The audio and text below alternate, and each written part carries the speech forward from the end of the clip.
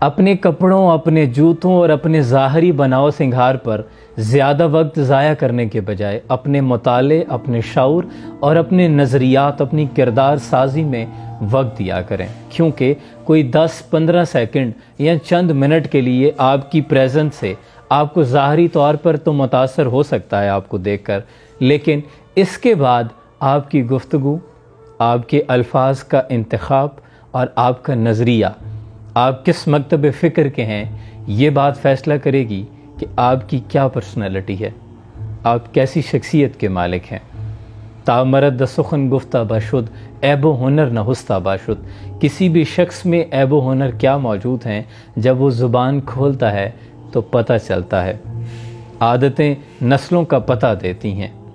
इसलिए जब भी बोलें सोच समझ कर बोलें और ज़्यादा वक्त अपनी किरदार साजी पर दीजिए।